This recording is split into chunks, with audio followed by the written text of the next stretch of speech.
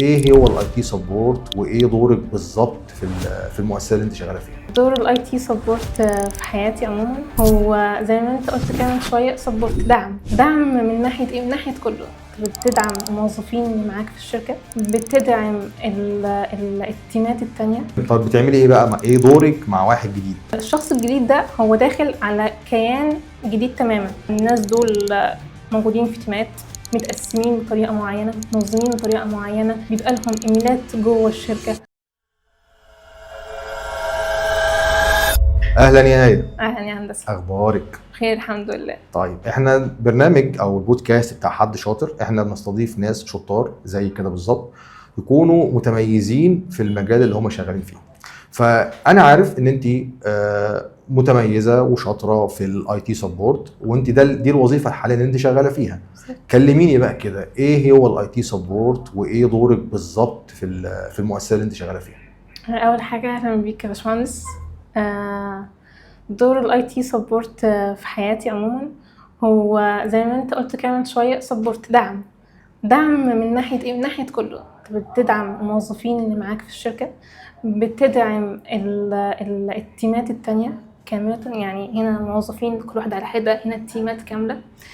انت في الاي تي سبورت كمان مش جزءك مقتصر على فكره ان انت بتقدم لهم الدعم، بل كمان انت بتحاول دايما انك تكون انت اول شخص الموظف بيقابله في بدايه دخوله الشركه. يعني تمام، من انت قصدك مش مجرد ان في واحد، ان الموظفين الموجودين بس. يعني حتى الموظف الجديد تقريبا كده اول حد بيتعامل معاه في الشركه هو تيم الاي تي سبورت اللي انت شغاله فيه. تمام. طب بتعملي ايه بقى؟ ايه دورك مع واحد جديد؟ يعني لو عندنا واحد جديد جاي، الشخص الجديد ده هو داخل على كيان جديد تماما. الكيان ده بيبقى الناس دول موجودين في تيمات، متقسمين بطريقه معينه، منظمين بطريقه معينه، بيبقى لهم ايميلات جوه الشركه. الناس دي بتخش جوه سيستم كامل ويتحط عليهم مجموعه من البوليسي. المجموعه من البوليسي دي بتبقى متمثله في الابلكيشن اللي هو تبع مايكروسوفت اللي هو اكتيف دايركتوري. فنبدا الاول ان احنا نجهز لهم الايميلات، نعرفهم على سياسات الشركه. الناس دي واحده واحده تبدا تخش في تيم بتاعها. لو مثلا في بعض الاشخاص او بعض الموظفين بيبقى متطلب ان احنا نديهم اكسس على سيرفرات معينه او على اجهزه معينه، فبنبدا ان احنا ندي لكل واحد الحاجات اللي محتاجها عشان يبدا ان هو يباشر شغله. مجرد ما يبدا التوظيف من اول يوم، مبقاش في حاجه متاخره. ودايما تحاول ان انت ما تاجلش حاجه، فدايما يبقى التقسيم عندك انت، ما يبقاش عندك كيو، ما يبقاش عندك رصه من المهام مؤخر. ده المفروض ده انك كحد شاطر في الحته دي لازم تكون بتخلص اول باول بالظبط، لان انت بتعطل عليك بالظبط كده. طيب فهميني كده طبيعه الموظفين اللي انت بتتعاملي معاهم. يعني هل هم شغالين ايه بالظبط؟ هل شغالين مبرمجين مثلا؟ هل هم محاسبين مثلا؟ ايه طبيعه الموظفين اللي انت بتديهم صلاحيات او بتعملي معاهم البروسيس اللي انت اتكلمت عنها؟ في بعض الاشخاص بيبقوا مثلا ديفلوبرز، بعضهم بيبقوا مثلا دي بي اي، بعضهم بيبقوا خاصين بالانالايزنج. في بعض الناس تانية بتبقى مثلا في تيم كده اسمه تيم الاتش سي ام، له علاقة شوية بجزء البيزنس بتاع اوراكل. مظبوط. تمام جدا. وبيختلف بقى، يعني في دول اشهر التيمات اللي موجودة، اللي هو تيم التكنولوجي، تيم اتش سي ام، تيم كذا كذا كذا. وفي بعض الاشخاص بتبقى مهامها محدده شويه، زي مثلا الشخص اللي هو ممكن يكون اللي هو الديف اوبس مثلا، مهمته ان هو ايه، يبدا ان هو يباشر ما بين الجزء التكنيكال وجزء الترابل شوتنج. فدول ممكن يكونوا عددهم قليلين شويه. وبعض الاشخاص في التيمات اخرى ما بتجيش كتير. يعني في النهايه انت اي موظف بيجيلك بيبقى عندك بوليسيز، عندك رولز او قواعد معينه بتطبقيها عليه، عندك ليست بده. فهو بناء هيتحط في انه جروب، بناء على يتحط اي جروب هو هيدخل فيه تديله البوليسي دي. بدايه طبعا زي ما انت قلتي في الاول، في يوزر بيتحط على الاكتيف دايركتوري، وبناء عليه اليوزر ده اللي هو يمثل الموظف بياخد الصلاحيات المطلوبه عشان يعرف ايه يباشر شغل. مظبوط. يعني كل شركه بتبقى حاطه لها سياسات معينه، قوانين معينه، بوليسي معينه، الموظفين بتوعها تكون مطبقه عليها. بعض مثلا الشركات تقول لك انا مش عايزه الموظف بتاعي يكون له اكسس تماما على الانترنت. خلاص تقفل له من جهازه. بالظبط. تمام، حلو. شايفه ان الموضوع يبقى خطر عليها وهي مش عايزه الريسك ده، فتبدا انها تقفل الحته دي. بعض الشركات تقول لك انا هقفل السيتنج كلها، ما يسطبش اي ابلكيشن الا بموافقتي. تمام. واعرف هو جايب منين كمان الابلكيشن ده، من مصدر موثوق ولا من مصدر مجهول محدش يعرف عنه تحت السلم. جميل جدا. حاجات من هذا القبيل. دي يعتبر حتت او جزئيات من الشطاره بتاعت المهنه دي، ان انت عشان تبقى حد شاطر في المهنه ديت لازم تبقى عارف البوليسيز بتاعت الشركه بتاعتك ايه، ويمكن في يوم من الايام تكون شريك في وضع البوليسيز. لما يحصل اي انتهاك او اي مشاكل متكرره يبدا التيم يفكر ان احنا ممكن نحط بوليسي في الحته الفلانيه. الموضوع ممكن يتحط ستاندرد من اول يوم، لكن مع مرور الوقت يتم اكتشاف ان احنا محتاجين نحدث البوليسي باضافه معينه. بالظبط. خلال كل يوم بيعدي عليك انت بتكتشف ان في مثلا بوليسي معينه مقفوله، فالموظف مش قادر يكمل شغله في الحته دي. زي مثلا كان عندنا الموظف ده عايز عنده حاجات ابلكيشنز او الداتا موجوده على فلاش، احنا قافلين البورت بتاع اللابتوب. طيب هيعمل ايه بقى؟ يتصرف ازاي؟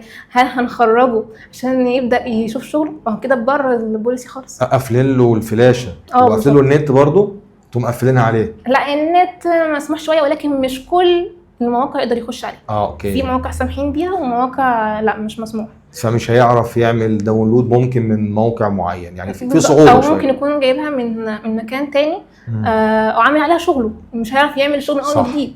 فبالتالي انت بتحجمه، وبرده في نفس الوقت مش هينفع ان احنا نطلعه بره ايه، بره البوليسي، بره الدومين. بالظبط، مش عشان البوليسي. نبدا ان احنا نعمل بوليسيز جديده نبدا ندخله هو فيها، تشمل كل البوليسي اللي موجوده، بس نستثني منها الحته دي لحد ما هو يخلص الجزئيه بتاعته، ينقل اللي هو عايزه، وبعد كده نرجعه تاني زي ما كان، وهكذا. من الامثله دي ممكن مثلا حد حابب ان هو يفتح بورتات معينه مثلا مقفول مش مسموح له، دي بقى نخش في جزئيه مين؟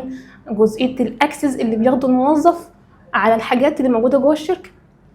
يعني جزئيه انت تحجم الموظف عندك تمثل في اكتر من جزء، يعني اما جزئيه البوليسي بتبقى على مستوى الكمبيوتر نفسه، او ممكن كمان جزئيه الاكسس اللي على ان هو يقدر يوصل للسيرفرات او للابلكيشن اللي هي يعتبر ريسورس الشركه. بالظبط. يعني هو انت عندك جهاز، عندك عشرات او مئات الموظفين، وعندك عشرات او مئات السيرفرات.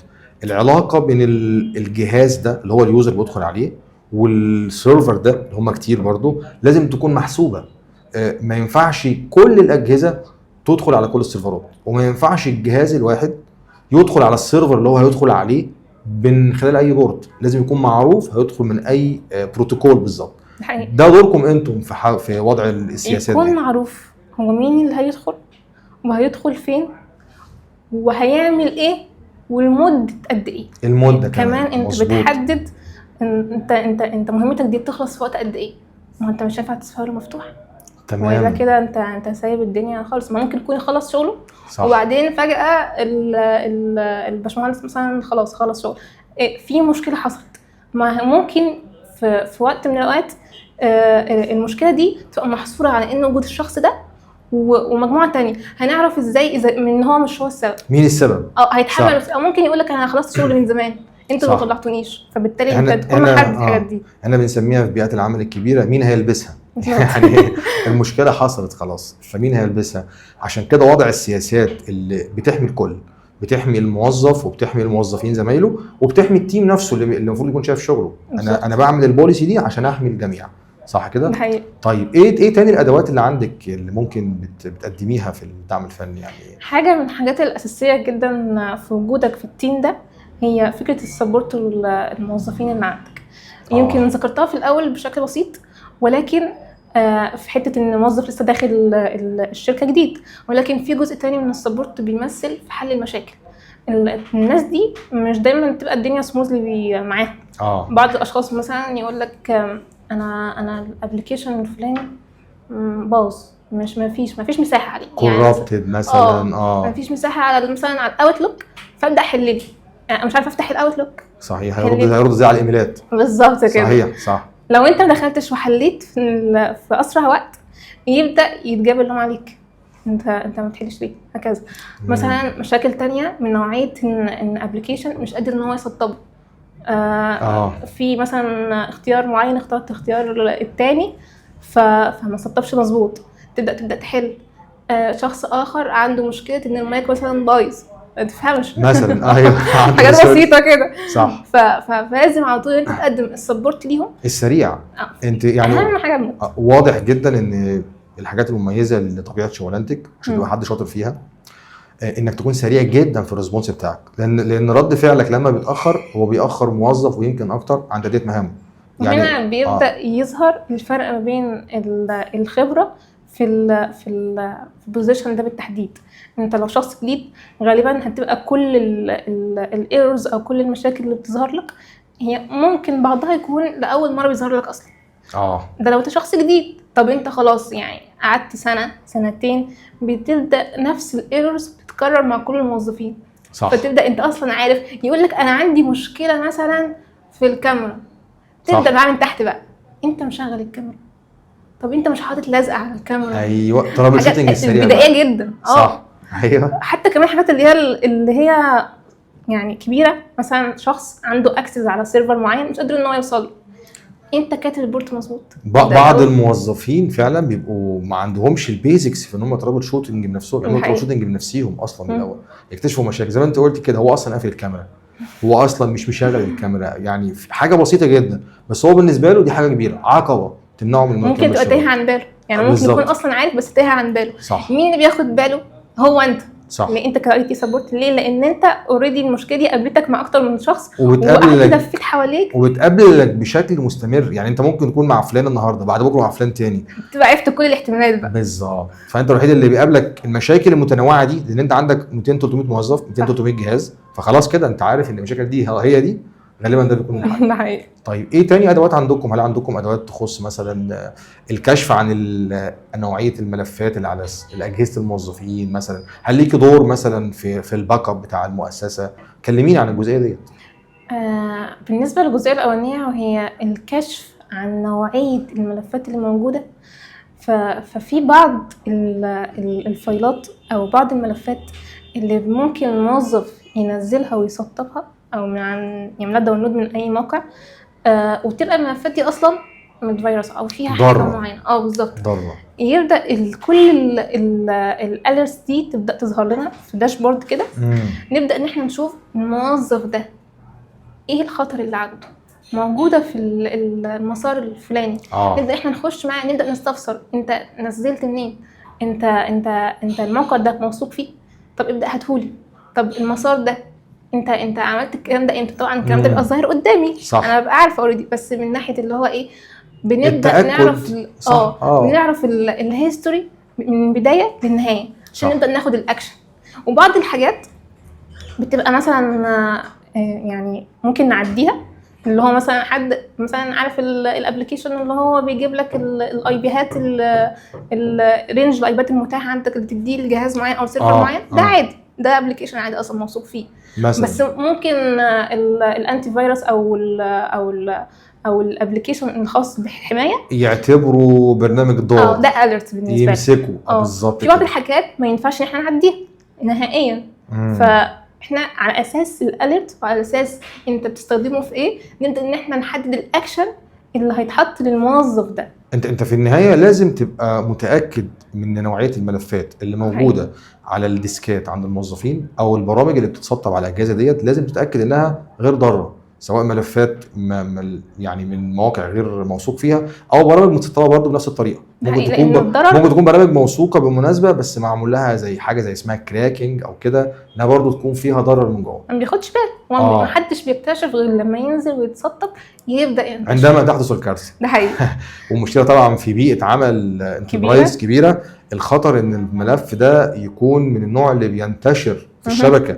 فهو النهارده مشكله عند فلان ممكن بكره يبقى عند 10 وهكذا، فدي الكارثه بالظبط. فدوركم هنا بياتي انك لازم تلحق بسرعه، تاخد اكشن بسرعه. نعزل اعزل بالظبط الجهاز ده كده، بالظبط. عن الشركه كلها. نعطل واحد بدل ما نخرب ايه، نخرب 100. بالظبط. طيب تمام جدا. طيب برامج ايه تاني بنتكلم عن الباك اب مثلا او حاجه زي كده، هل ده جزء من دوركم انكم تتاكدوا؟ اكيد بالظبط. يعني في بعض السيرفرات بيبقى محتاجه على طول باك اب دوري، لان انت الداتا بتاعتك دي مهمه. الداتا ما ينفعش ان انت مبقاش عندك ليها حاجه ترجع لها لو حصل عندك اي مشكله، فبالتالي بيتاخد باك اب دوري بشكل ممكن يعني بشكل يومي، بشكل اسبوع، على حسب كل شركه وايه والسياسه الشركه بتاعتها. وحسب اهميه الداتا اللي على السيرفر ده. يعني بالظبط. فانت السيرفر ده مهمتك ان انت تتشيك دايما ان الباك اب يتاخد مظبوط، بشكل سليم. ولما يتاخد مظبوط هو انت مسموح لك، او هو الباك اب ده مسموح ان هو يقعد لمده قد ايه، بحيث ان انت دايما ما تسيبش الدنيا تخرج من تحت ايدك لو المساحه راحت بدأت منك. بالظبط. مظبوط. فبالتالي انت دايما عينك على ان الباك اب شغال بشكل دوري ولمده قد ايه، وبعد كده لو هم مش محتاجينه يتلت. مركز على الجزئيات دي بالظبط كده. تمام جدا. طيب انت في الجزء الاول ذكرتي لي تعاملك مع اجهزه الموظفين، يعني الموظف عندكم عن الجهاز في النهايه، يعني الدعم الفني اللي بتقدموه للموظف هو غالبا الدعم الفني على جهازه هو. طيب فيما يخص دعم السيرفرات، انت دلوقتي ذكرتي لي برضو موضوع الباك اب، بس هل ليكم اي دور اخر في السيرفرات برضو بتشيكوا على حاجه تاني؟ مش تشيك، لكن بعض الموظفين بيبقوا محتاجين سيرفرات جديده يشتغلوا عليها عشان يبداوا يباشروا شغلهم. فبالتالي مين اللي له الوصول للابلكيشن الكبير اللي هو في سنتر عشان خاطر تقدر تعمل من عليه الفي امات اللي هم يشتغلوا عليه. تقصدي سيرفرات تجريبيه مثلا؟ ايوه، اللي هي تيست مثلا، زي شبه الفي ام وير كده بالظبط. اوكي. ولكن بابلكيشن يكون معمول للشركات. يعني الفي ام وير بيبقى للاستعمال الشخصي اكتر، ورك ستيشن يعني بينزل على البي سيز العاديه. في بقى ابلكيشن شبه بالظبط يكاد يكون 90 أو 95% منه نفس الفيتشرز، نفس كل حاجه. تمام. ولكن بتبقى الريسورس اللي هو بياخد منها مش فيجواليزيشن مش فيجواليزيشن. ايوه اوكي. ايوه مش افتراضيه. سيرفر داخلي. انا بصي ما حدش اجبرك تتكلمي بالانجليزي بس هي اللي هو السيرفر التخيلي الوهمي لو مبني اصلا جوه سيرفر حقيقي. تمام كده مظبوط. فانت بتبقى عندك اصلا الريسورس موجوده، هو بيبدا ياخد منها ويبدا تكاري انت منها ايه الفي امات دي عشان الناس تبدا تشتغل عليها. فانت دي مهمتك، انت تبدا تجهز لهم الفي امات اللي هم هيشتغلوا عليها، فهم وتبدا تسلمها لهم بالاي بي بتاعها انت ليك كمان اكسس عليها. انت مش هتسلمها لهم وترميهم. يوزر باسورد طبعا. انت كده وصلتيني الحته، يعني انت بتعملي ماشين او سيرفر وهمي يقدروا يدخلوا عليه. السيرفر ده لازم يكون عليه اوبريتنج سيستم، مش هيكون فاضي. طيب انتوا عندكم ايه انواع الاوبريتنج سيستم اللي ممكن تكون بتستخدميها في حياتك؟ المشهور عند الاغلب اللي هو اللينكس والويندوز. تمام. ولكن بنسبه كبيره بتبقى اللينكس. ده حسب طبيعه طبعا الشركه. في بعض الشركات بتبقى كل شغلها على ويندوز، بعض الاخر بيبقى على لينكس بس، في بعض بيبقى ميكس. احنا عندنا ميكس مثلا. وبالتالي الشطاره تاني بنأكد عليها في حتتك انك لازم تكون اوير بالاوبريتنج سيستم المتاحه في الماركت اللي هم اللينكس والويندوز. بالظبط. طيب الى اي مدى، يعني الى اي مدى عندك خبره في اللينكس او الاوبريتنج سيستم والويندوز نفس الكلام؟ هل مجرد بس يكفي ان انا ابقى شاطر اعرف اسطب وادخل على السيستم بس كده واشوف الصفحه الرئيسيه في الويندوز او الديسكتوب، ولا الموضوع لا في بعض المهام بعملها جوه السيرفر ده، في حاجات معينه بفتحها في بعض الحاجات لازم تكون اوير بيها جوه الاوبريتنج سيستم بتاعك ايا كان الويندوز ولا اللينكس. لان انت لو مثلا هنفترض الاول على الويندوز، فانت لازم تكون عارف الاوبريتنج سيستم ده الحاجات اللي جواه ايه. يعني مثلا السيتنج ما ينفعش تكون تغفل عن 1% من الحاجات الموجوده جوه السيتنج. ليه؟ لان انت تعاملك معاها دايما بيبقى بشكل يومي. تمام. انت تتصفح من عليه برضو، ده حاجه لا غنى عنها. وده طبعا يعني ده المثال الابسط ان كل الناس اصلا اوير بالويندوز. صح. طيب نيجي لللينكس. اللينكس يعني ولو ان بعض الاشخاص او مش كل الناس بتتعامل مع الكمبيوتر او اللابتوب اوير باللينكس نتيجه ان سهوله الويندوز وان هو منتشر اكتر وكده. ولكن انت كشغلتك كاي تي سبورت ما ينفعش برضه ان انت تكون تغفل عن الحاجات اللي جواه، ازاي بخش جوه الفايلات، ازاي بتعامل، ازاي بنشئ، ازاي اعمل تمام. يوزرز، الحاجات دي كلها إن نفس الحكايه. ما تبقاش مجرد يوزر عادي او مستخدم عادي للاوبريتنج سيستم سواء كان ويندوز او لينكس. او لا، لازم يكون عندك ادفانسد ليفل في الاوبريتنج سيستم اللي بتشتغل عليها عشان تعرف تقفل او تحمي الاوبريتنج سيستم، لانه في بعد كده هيكون هو الكونتينر بتاعك للداتا بتاعت المؤسسه. او تقدر تتعامل يعني حتى لو السيرفر ده معمول لشخص تاني او تيم اخر وحصل مشكله ومفيش غيرك، هتعمل ايه؟ لازم انت تتصرف. بالظبط. اي نعم بتوجيهات ممكن الشخص المسؤول عنه، بس انت لو انت اصلا ما عندكش الخلفيه ازاي تتعامل وتتصفح جواه، فبالتالي هتبقى اللي هو ايه، مش ما خدتش الفايده اللي هي، انت ما خدتش الفايده المرجوه منك اللي قوي يعني. ولو انك انت بتقوم بدورك، بس تمام. في نفس الوقت لازم تكون انت كمان بتقدم السبورت حتى لو في حته غير حتتك.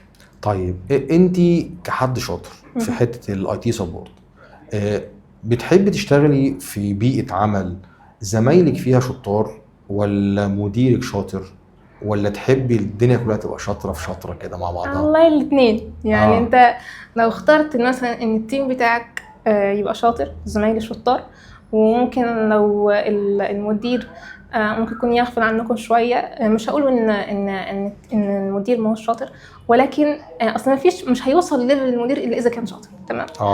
ممكن يكون ان هو ما بيقدمش ليكوا الاهتمام اللي هو، فانت لو انت زمايلك شاطرين وما فيش توجيهات مناسبه ليك انت كتيم عموما مش هتتقدموا. بس على العكس لو المدير بتاعك شخص دايما بيحب انه يطلع على الجديد، ما بيقفش عند المعلومات اللي عنده، شاطر، يقدر ياخد بايدكم ويساعدكم ان انتوا كمان تطوروا من نفسكم، في اللحظه دي انتم كلكم كتيم واحد بتنجحوا. صح بالظبط، بتبقوا شطار بجد بقى. ونجاحنا احنا بيفيد مديرنا اكتر ما بيفيدنا. يعني هو نفسه كمدير مش مجرد مساعدته لينا هتفيدنا احنا، لا هتفيده هو، ان هو التيم ككل يطلع فوق يبدا يسمع التيم وسط التيمات الاخرى. صح. فبالتالي هو لو هو شخص كويس او هو شخص بيهتم بالتيم بتاعه دايما بيطلعهم لنقطه النور، فدايما هتلاقي ان التيم كله كاملا بينجح وبيبان وسط الشركه. طبعا احنا بنتكلم المدير الشاطر او الزميل الشاطر من وجهه نظرك هو شاطر على مستويين، السوفت سكيلز، عنده مهارات حياتيه او مهارات ناعمه، سوفت سكيلز كويسه جدا، وبنتكلم عن مدير عنده الاثنين برضه، تكنيكال وسوفت سكيلز، مش بنتكلم في بعد واحد اللي هو التكنيكال بس. مظبوط كده؟ تمام. لان برضه المدير الشاطر هيبقى فاهم موضوع التايم ده، يعني ممكن يديكي ديدلاين مثلا ويبقى ايه، لا عارف ان ديدلاين ده الاولاني، في ديدلاين تاني لانك ممكن ما تخلصيش. ممكن بعض المانجرز لا الموضوع يكون عندهم حاد جدا، فهو ما عندوش تفاهم، فده ممكن يأثر عليك انت في حته الايه، ان انا لا انا مش قادر انجز تحت الضغط ده. تفهم المدير لنوعيه التاسك اللي عندك ولان انت فعلا ممكن تكون لسه بتتعلمي او دي اول مره، فيديكي سماحيه شويه، دي مهمه جدا عشان تبقى انت مبسوطه، وبالتالي تيجي في يوم من الايام تبقى فعلا شاطره جدا في التاسك دي، وبوجه عام شاطره جدا في الكارير بتاعك. حقيقي. تمام جدا. انا مبسوط جدا برحلتك في الناجحه حاليا. اتكلمنا خلاص عن انك ناجحه في مجال معين اللي هو الاي تي سبورت، وفهمتينا الشطاره يعني ايه، يعني ايه حد شاطر في المجال ده. خلاص. طيب ممكن تكلمينا عن الشطاره في الماضي، امتى اتقال لك يا ايه انت حد شاطر؟ احنا بنتكلم من زمان، مش بنتكلم في الكارير بس او في دراستك في تكنولوجيا المعلومات. كلميني كده في ابتدائي او حضانه حتى لو انت فاكره، يعني امتى اتقال لك انت حد شاطر؟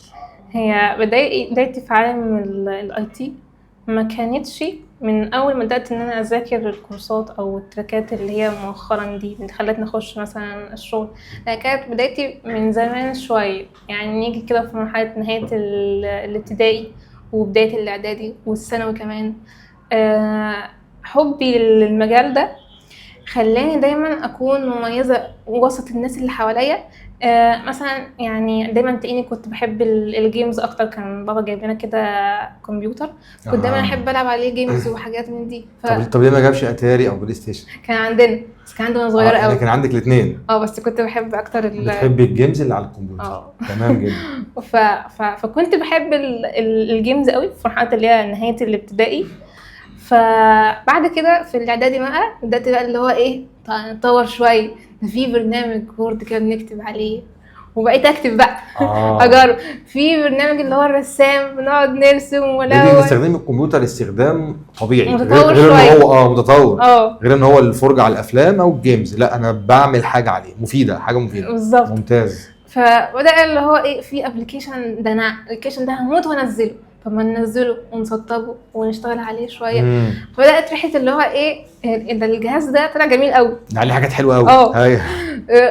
في مجتمع انت حاسس ان اغلب الاشخاص اللي حواليك دايما بيحبوا ينزلوا يلعبوا في الشارع ويطلعوا يتمشوا وكده. فانا كنت حابه الحته دي. شويه بشويه لقيت ان الموبايل كمان نفس الحكايه، عليه حاجات كتير بتصفحها. ما بقيتش باخده في حته اللي هو ايه، هنرد وقالوا كده. ما انت بتتكلم من زمان قوي، يعني في الالفينات اللي هو مثلا 2005 ولا حاجه. فما كانش في برضه اللي هو كان في حته بدايه تقريبا الانترنت، كانت بدايه معرفتي بيها 2012 او حاجه زي كده. انزل بقى العاب من عليه. بس انا عاوز اعرف ايه 2005 دي؟ كان بدايه ان انا اتعامل مع الموبايل 2005. كنت صغيره جدا. ايوه لسه. كان بابا بقى معاه موبايل اللي هو اللي هو الصغير ده اللي هو بالزراير. نوكيا. نوكيا 1100. في واحد كمان اللي هو بيتفتح وبيتقفل. ده كان طفره ده. فكنت دايما احب دايما الموبايلات في الحته دي، ان انا اقعد العب سنيك باين التعابين. ايوه. واللي هي البازل الثانيه دي. فكنت بحبه. وبعدين لما جينا بقى دخلنا في موضوع جوجل ونازل العاب بقى اللي هي البنات وحاجات من دي، فالموضوع بدا احب الموضوع اكتر. بيتطور. تمام. فدايما بقى اي حد عنده مشكله في الموبايل بتاعه، او اي حد عنده مشكله برضه في الكمبيوتر، دايما يعني من بعد المرحله دي بقوا بيرجعوا لي ان هو طب حل لنا الحته دي، طب نزل لنا معلش الابلكيشن ده. طب انا في حاجه كنت عايزه اخش على برنامج الوورد اكتب حاجه، ممكن تكتبيها معايا تساعديني اتحرك ازاي. انت وسط اللي حواليكي شايفينك شاطره ومميزه لانك بتستخدمي الكمبيوتر استخدام مختلف. بالظبط. هم بيلعبوا لسه وانت اتنقلتي من مرحله اللعب فقط لمرحله استخدام الوورد مثلا او برنامج الرسام مثلا. فانت بالنسبه لهم ايه ده، المهندسه ايه، صح كده؟ بس هنا بكلمك على فتره اعدادي اللي هو برضو حتى لو انها حاجات بسيطه ولكنها كان في بعضهم مش عارفين او كلهم باين، يعني اللي حواليا اللي ما كانوش عارفينها. صح. فكانوا دايما بيرجعوا لي. دخلنا بقى في ثانوي وبتاع، دايما اي حاجه على موبايلهم، مش بس ابلكيشنز، مش بس لعبه، مش بس اي حاجه في السيتنج باظت بتاع. بالظبط. انا مش عارفه اخش على الواي فاي مخفي، ممكن تجيبه لنا. صح. وهكذا بقى من الحاجات اللي زي دي. شوفي حتى المستوى ده من التعامل مع الاجهزه هو محتاج حد شاطر بالمناسبه يعني. يعني احيانا لو انتوا مش موجوده في حياتهم كانوا يعملوا ايه؟ كانوا هيروحوا لمحل بيصلحوا ويدفعوا فلوس. بالظبط. يعني انت كان عندك مهارات، خلي بالك تكسب فلوس. بالظبط كده. بس كنت برقف بيهم. بس هتاخديها، اصل دول اهلك في النهايه. لكن كان ممكن تفتحي محل، تفتحي مكان انك بتصلحي طبعا، بس عشان تكسبي منها بجد لازم يبقى عندك تنوع في المهارات. يعني مش مجرد بعمل السيتنج وداخل على الفايل، كان لازم تشد شويه وتبقى عندك اكتر من مهاره عشان يبقى في زباين. وحتى كمان هم ما كانش عندهم حته السيرش. يعني عايزه اقول لك على سر ان 3/4 المشاكل اللي كانت بتقابلني معاهم ما كنتش ببقى عارفه حلها قوي. كنت دايما اخش مثلا على اليوتيوب او جوجل اشوف مين قبل المشكله دي، فابدا اشوف الحل بتاعها فاطبقه فيظبط. سبحان الله. رغم ان جوجل عندي وعندك وعندهم، بس ما بيستخدموش كده. مش في دماغهم ان ده الحل. ده حقيقي. جميل جدا. طب ده تميز على فكره. يعني انت بتتكلمي كده في مرحله اعدادي وثانوي عندك مستوى من التميز اكتر. هو خلاص بقى بقيت عارفه ان مفيش مشكله موجوده بالزبط. الا لو ليها حل على جوجل. وبالتالي انت بتستقبلي المشكله لما بتجيلك قبل ما تعرفي الحل. قبل ما اعرف الحل وعارفه هتجيب الحل. يعني حتى لو انا مش عارفه زي ما قلت لك كده، ممكن لو انا شفت الفيديو او اشير معاهم لينك الفيديو اقول لهم حاولوا اعملوا الخطوات الفلانيه هتظبط معاكم. ما عندهم صعوبه يخافوا ان هم اصلا يعملوها. يعني هم عندهم مشكله في ايجاد في البحث عن الحل، وعندهم مشكله في تنفيذ الحل. صح. وبالتالي انت كان عندك الاثنين، بتعملي الاثنين عادي جدا، لانك اصلا طالما يعني كسرتي حاجز قبول المشكله وقلت انا هاخد المشكله، انا هعرف اجيب الحل وهعرف احله، فانت خلاص كده حد شاطر. هم بالنسبه لهم مكسرين اصلا على الخطوه الاولى، فبالمره بقى طالما جبت او الحل خايفين. او خايفين. يعني مثلا في مره كنت موجوده انا وشخص كمان، وفي شخص كان عنده مشكله. الشخص ده بيقول خدي يا ايه ممكن تحلي المشكله اللي على الموبايل دي. فقلت ماشي ده سهله ممكن تعمليها يا فلان. لا انت ايه ليه ده هي سهله ده هتعمل كذا الثقة. كذا كذا خلاص. هو لا خلي اعمليها انت. فالتاني تقول طب ما انا عارفاها انت اللي هتجيبي نفسك الحته ايوه دي. الخبره. خلاص هم خدوا الحته دي ان اي مشكله خلاص ودوها عليا. ده اداك الثقه. يمكن انا طبعا مش لازم يكون حد اتقال له في حياته انت شاطر انت شاطر باللفظ، بس ده اداك الاحساس والتاكيد ان انت حد شاطر وسط زمايلك. شاطر وحبيت بقى خلاص انت بقى بيتمدح فيك في الحته دي وان انت بتحل. فمعنى كده ايه ان انت لو كملت فيه هتبدع اكتر واكتر. صح. ايه بقى الابداع بقى؟ فظهرت فخلاص جينا بقى الحته اللي احنا ايه عايزين ندخل المجال ده وعايزين نخش التخصص ده. فاصبح جيت عند مشكله اللي هي الثانوي. طبعا عند اغلب الاهل ليه تخش علم رياضه تخش علم علوم. طب انا حابه الرياضيات اكتر عايزه اخش هنا بقى كان تفكيري انا عايزه مثلا اخش هندسه اخش من هندسه ايه هندسه الكترونيات او هندسه برمجه حاسبات مثلا او ان انا اخش حاسبات. بس كان الاكتر ساعتها هندسه برمجيات. التاريخ اللي حصل مع زمايلك وعلاقتك بالكمبيوتر والموبايل ومن المشاكل وحلها ده خلاكي تعتقدي في نفسك انك هتبقي شاطره جدا ومتميزه لو دخلتي التخصص ده. بس طبعا ده بوابته علم رياضه بالظبط. بالاضافه لحبي اكتر للرياضيات اكتر. للرياضيات. انا يعني مثلا خلال مرحلتي التعليميه يعني بيبقى انت بتخش اكتر من ماده رياضه انجليزي عربي كده يعني. كنت دايما تلاقيني بقفل الرياضه وممكن اكون مثلا ايه بعض المواد اللي ما اقفلش عادي يعني مش مهم. هو حقيقي ولكن الرياضه كنت ازعل اول لو نص درجه. اهم حاجه الرياضيات الاثنين بالظبط. فكان ده حبي اكتر ان انا اخش ايه علم رياضه. ولكن بقى ساعتها جت لحظه الاختيار علم الرياضه ولا علم العلوم. الاهل لا مش الاختيار بقى الاجبار حاجه شبه كده. لان برضه كان في الاول وفي الاخر سايبين ليا المجال اللي انا اللي اختاره. سايبينها ليه؟ بس هم نفسيا ان تطلعي بقى وتخشي طب مثلا هل بقى هتزعل اهلك؟ ده اللي في دماغهم وكده. وبعدين كانت ساعتها كان ان انت تعمل شيفت لو انت دخلت اي كليه وعايز تحول لحاجه لها علاقه بالتكنولوجي كانش صعب ما كانش زي دلوقتي. كان ساعتها عادي. كان ممكن تلاقي خريج مثلا تجاره شغال مثلا ان هو اي تي في شركه فلانيه عادي. في الفتره اللي انت بتتكلم عنها من 7-8 سنين مثلا. فقلت ايه المشكله لما اخش اللي هم عايزينه واحقق لهم اللي هم عايزينه وبعدين في الاخر خالص ابقى ايه خلاص شكرا ارجع بقى الحته اللي انا كنت عايزاها. ده كان هدفي يعني هدفي وانا داخله ايه علم علوم. وصلنا للثانوي جبت 90% خلاص بقى يعني حلم الطب بالنسبه لهم خلاص راح. تمام. يا تخشي حاجه خاصه. ايه الاختيارات بقى بالظبط؟ يا تخشي حاجه خاصه يا ايه تخشي حاجه ادبي. ساعتها انا عارف لو دخلت حاجه خاصه لبست مش عارفه احول. حاجه خاصه اللي هي ايه؟ يعني مثلا صيدله خاصه اللي هو حلمهم اصلا. ايوه صح كده. هتحولي يعني بعد خلاص بقى دخلت خلاص ودفعت فلوس وصيدله هترجعي لا هتبقى اي تي صعب شويه. فقلت ايه خلاص احنا هنخش كليه تانية بس في نفس الوقت علميه لان انا ما كنتش بحب الكويات الادبيه قوي. مش تقليلا منها ولكن انا كآية ما كنتش دايما بحب الحفظ وكده. يعني لسه بقول لك من شويه كنت المواد اللي هي العلميه مثلا كيمياء احياء لا مش احياء كيمياء وفيزياء ورياضه كنت بحبهم. ولكن الجزء الاخر اللي هو العربي بيتقل فيه شويه جغرافيا كده بقل يعني. فايه اللي هيوديني هنا؟ وبعدين ما قعدتش ده كله ادرس في الثانوي اللي هو تانية وثالثه مواد علميه. لا وفي الماضي بقى ارجعي بالذاكره الدكتوره او باشمهندسه ايه بتصلح الموبايلات واللابتوبات صح. فجاه تنسى ده كله ما كانش منطقي. انت مش هتتقبليها اصلا يعني كانت صعبه. حتى كمان لو كنت دخلت كليه علميه ولو كانت قليله شويه ولكن هضطر في الاخر ان انا اتعامل مع الجزء اللي انا بحبه اللي هو الجزء الرياضي. انت عايزه كده. انت عايزه كده الحاجات دي. حتى كمان لما دخلت الكليه بالمناسبه انا دخلت كليه زراعه. لما دخلت الكليه اخترت تخصص اقدر اتعامل فيه مع الفيزياء. كان تخصص علوم اراضي كله بقى شغل بقى مسائل رياضيه ومش عارفه ايه وتحاليل وجزء. مش عايزه تبعدي مش عايزه اروح لا بقدر المستطاع مش عايزه تبعدي. مع ان كان في اقسام تانية الناس كلها بتروح لها.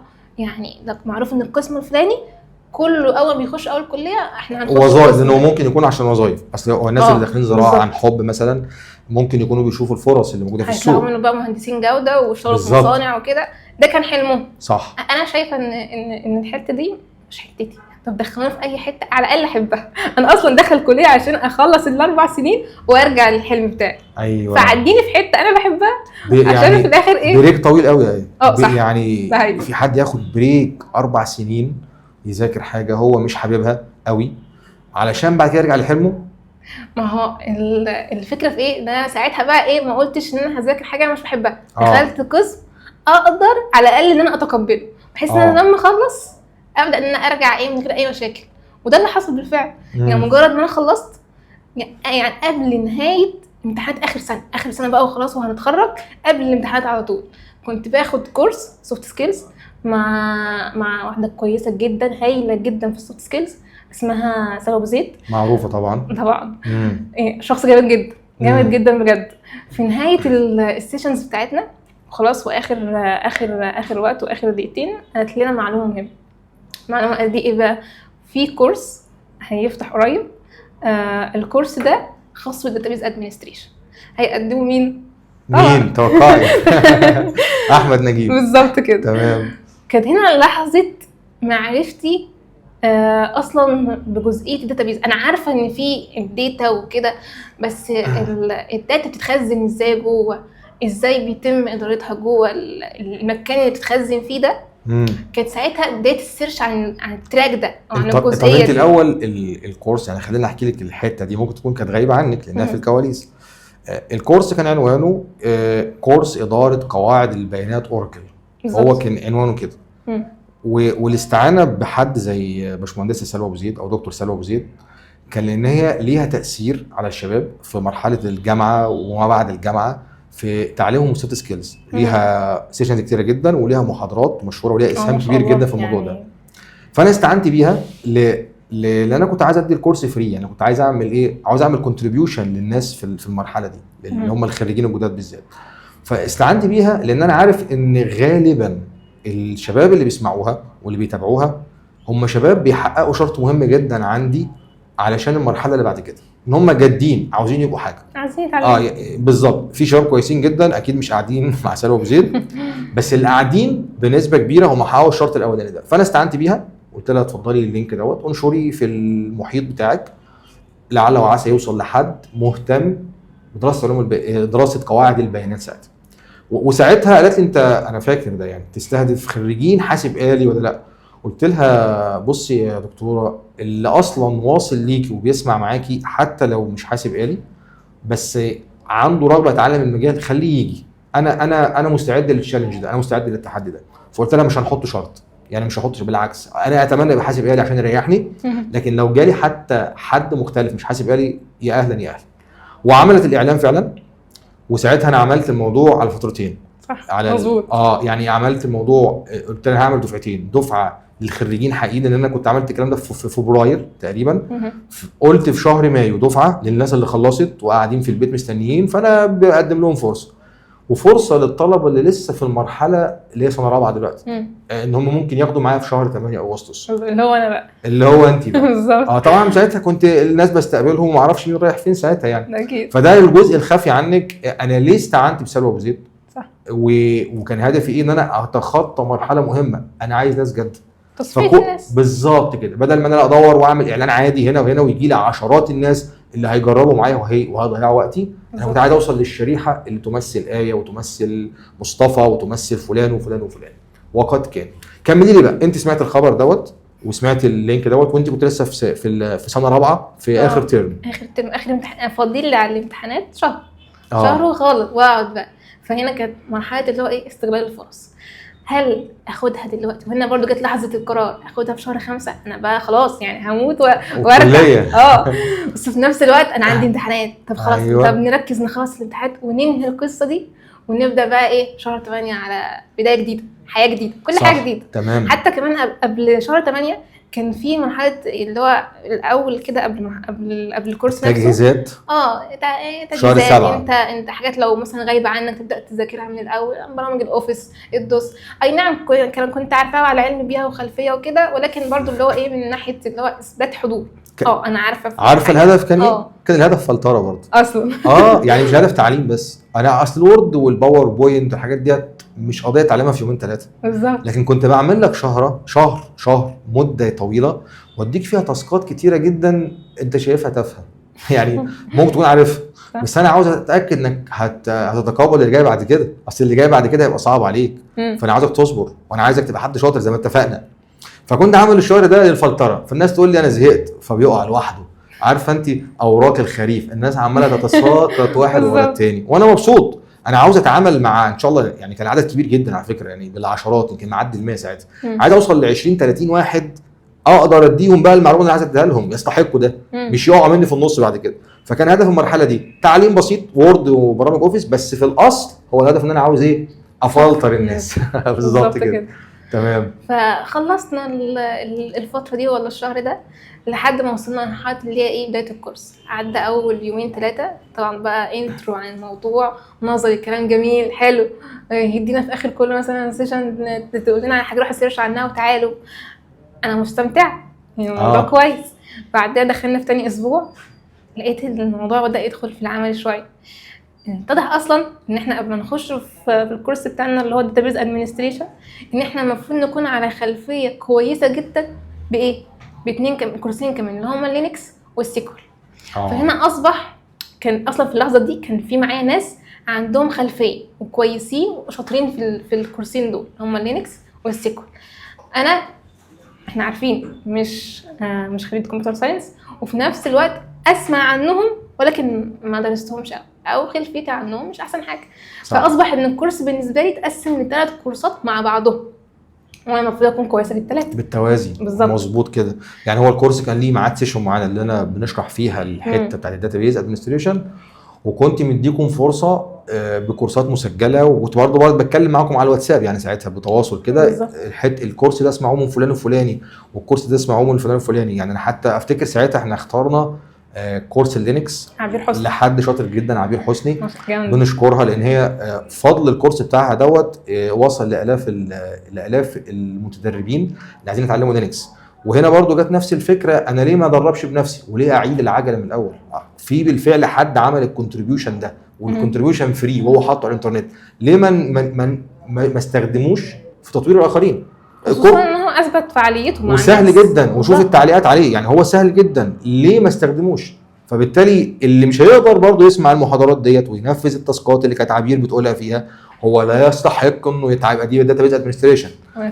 انا مشكلتي مع الناس اللي عايزه المعلومه بمعلقه، اتفضل الحلقه، ده مش هيبقى دي بايه؟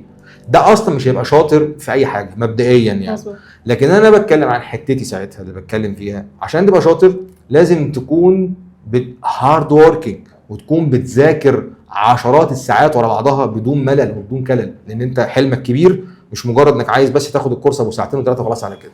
بالظبط كده. فكان ان انت او اخرين يصبروا على مذاكره اللينكس مع الاس كيو ال بالتوازي مع الكورس بتاع الداتابيز اللي هو الاساسي، ده كان تحدي، ده كان تشالنج، وكان بيقع فيه 1 أو 2 صح كده. وما انكرش ان انا جت عليا فتره وكنت هقع برضه، يعني نتيجه بقى المغريات الاخرى، صحابنا، يعني احنا خلاص خلصنا الكليه، فبالتالي جت فرصه ان احنا ايه نبدا مرحله اللي هو كل واحد يعمل كل الحاجات اللي كان مأجلها، خروجات بقى وحاجات وسهر وكده. فاللي هو ايه بقيت افضل ان انا اكمل الكورس بتاعي، حاجات المتراكمه عليا، بدل ما ان اروح اخرج معاهم، لان انا لو اصلا ما استغلتش الوقت ده ان انا اكمل الحاجات دي مع نفسي مش هقدر ان انا اواكب مع بقيه الجروب وهم بياخدوا داتابيز ادمنستريشن.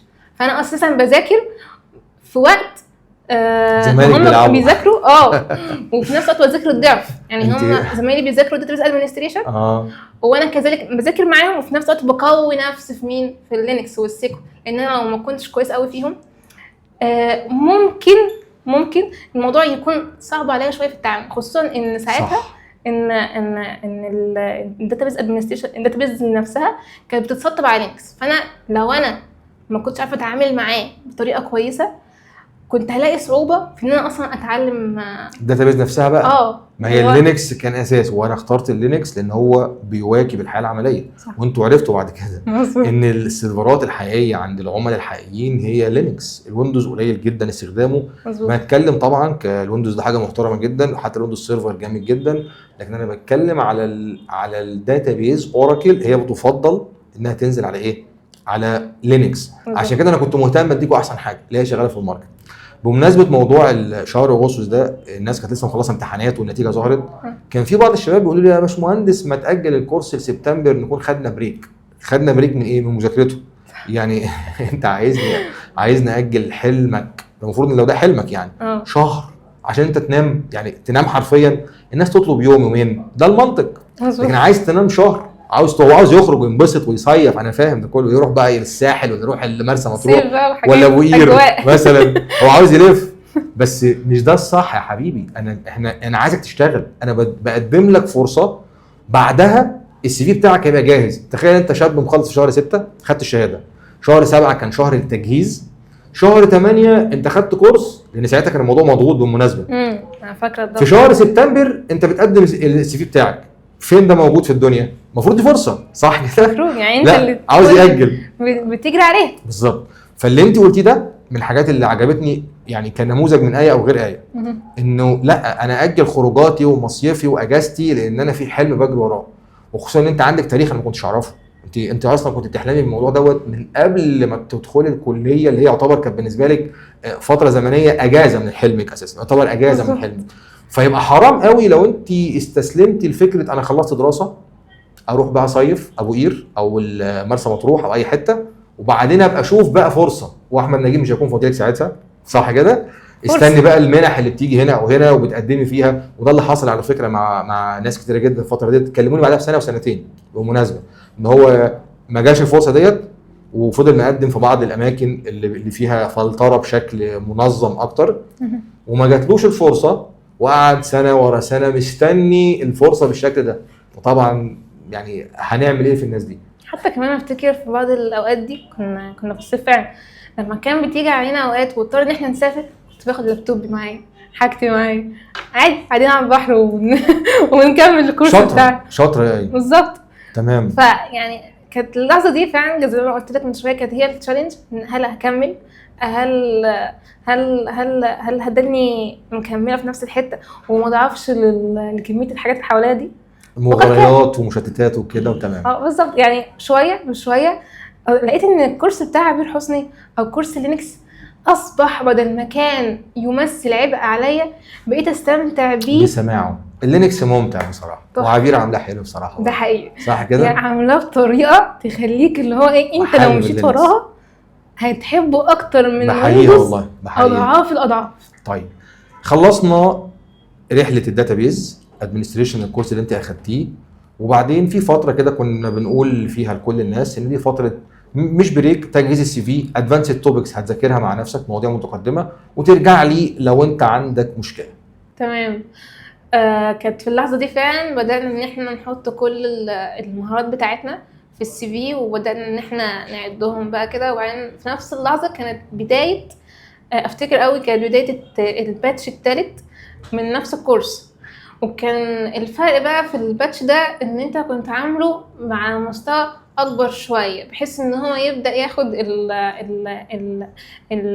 في الاعتبار بدل ما كان يكون عباره عن لينكس وسيكوال وداتابيز ادمنستريشن، بقيت انت تراعي الناس اللي هي مش خريجة اساسا كمبيوتر ساينس. بالظبط. فكأنك انت قسمت التراك كاملا لجزئين، جزء تمهيدي خاص بالناس اللي هم من بره الكمبيوتر ساينس، بره حته التكنولوجيا عموما، وكان الجزء ده يتمثل في الاي تي، انفورميشن تكنولوجي كلها. تعريف الاي تي اصلا ايه؟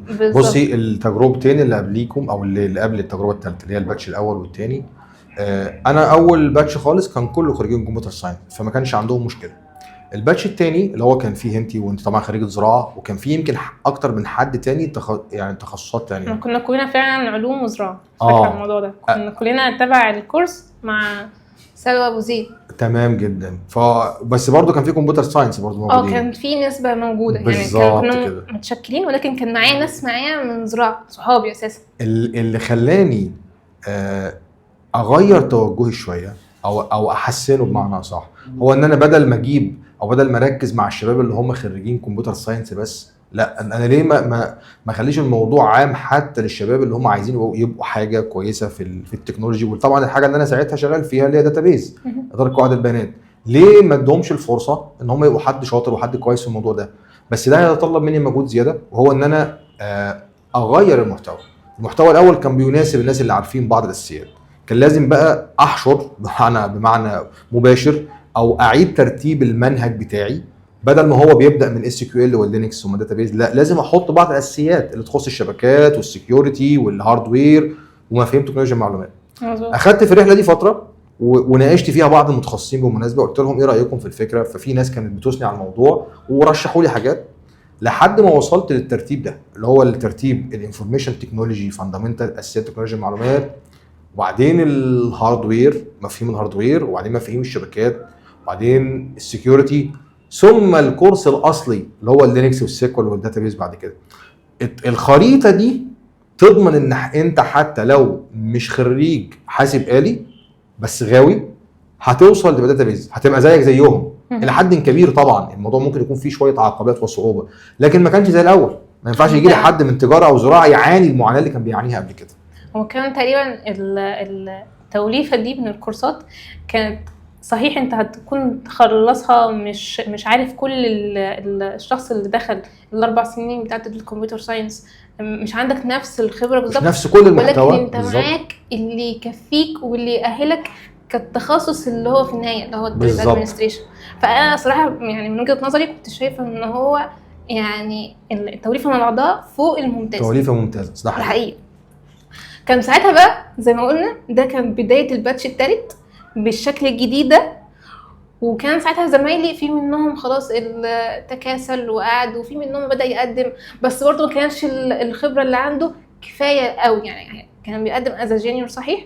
كان في بعض الشركات بتستقبلهم ان هم يدخلوا انترنشيب ويبداوا ان هم يتعلموا، يعني الشركات يخشوا جوه الموضوع شويه. الشركات بتقبلهم لان هم شكلهم واخدين الكورس كويس، بس مش بنفس الجوده اللي تخليهم يشتغلوا من تاني والصبح بالظبط، يعني محتاجين شهر او شهرين الشركه تجربهم.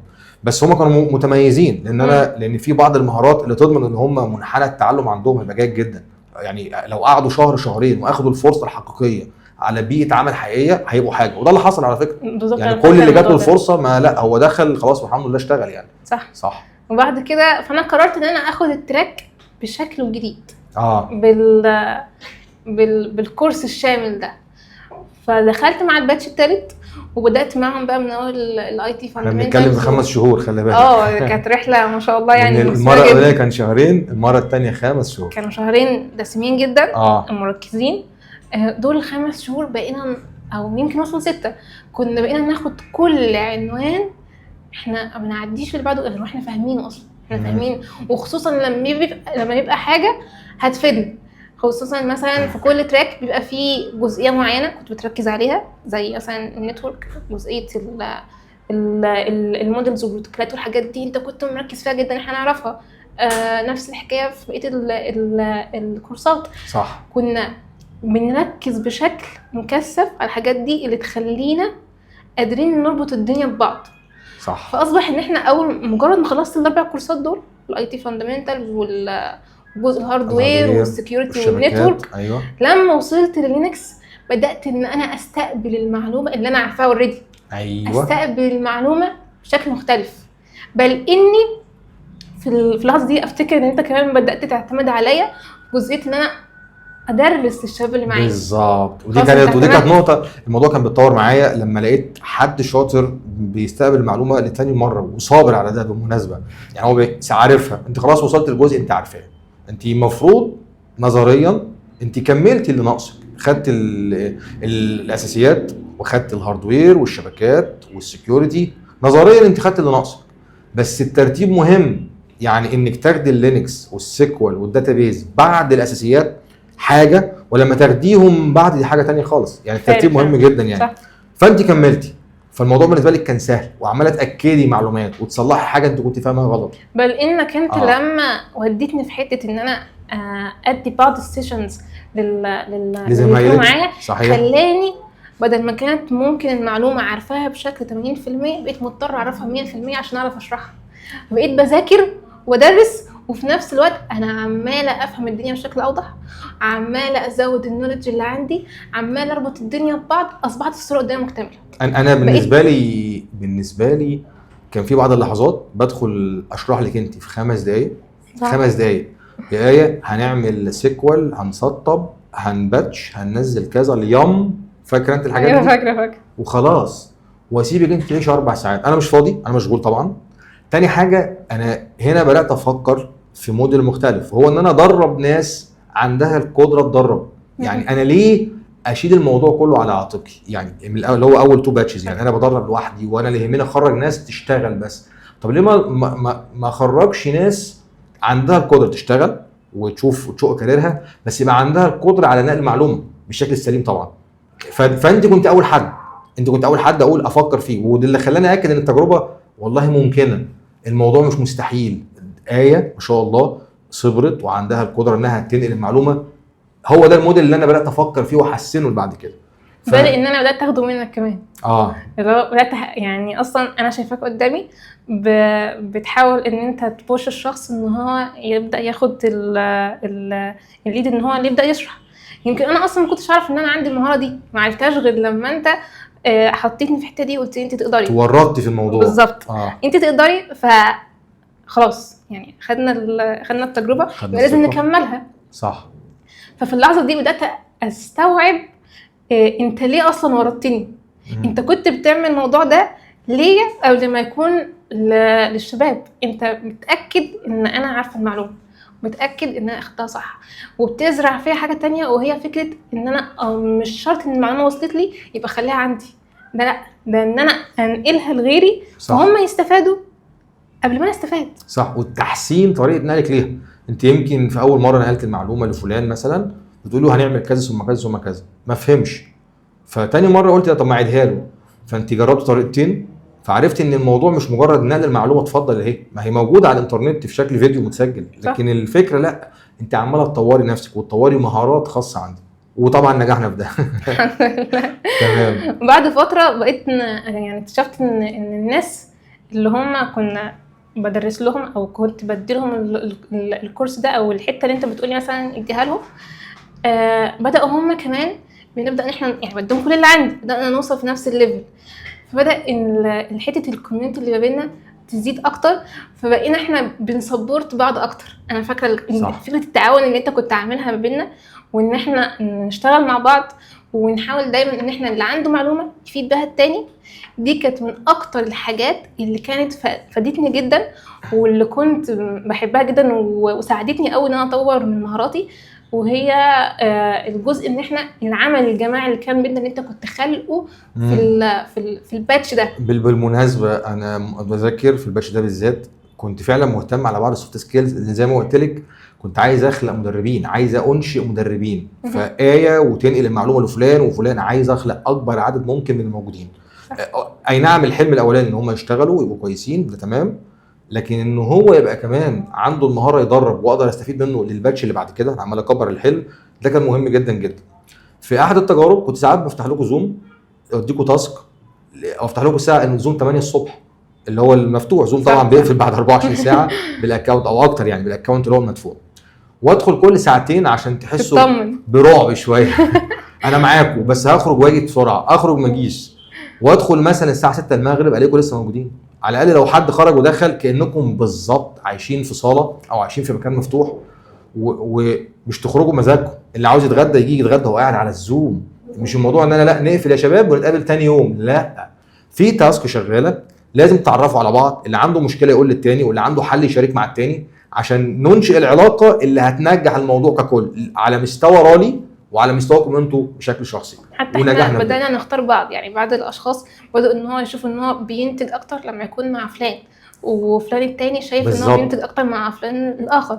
فبدانا ان احنا نكون تيمات، والتيمات دي عماله احنا شايفين الانتاجات بتاعتهم كويسه، بدأوا ان هم يعملوا فيديوهات مع بعض، وان هم يعني حد يساعد حد يسجل، التاني تاني يوم مثلا العكس يحصل، ان ده يسجل والتاني يبدأ يجهز الماتيريال. بالظبط. بقينا في كوميونتي كل اتنين بدل ما هم شغالين مع بعض بالوتيره العاديه، بقت التيمات نفسها بتنافس في بعض، بس التنافس اللي هو ايه، التنافس الحلو اللي هم بالظبط. عايزين ناخد بايد بعضنا ونطلع فوق كلنا سوا.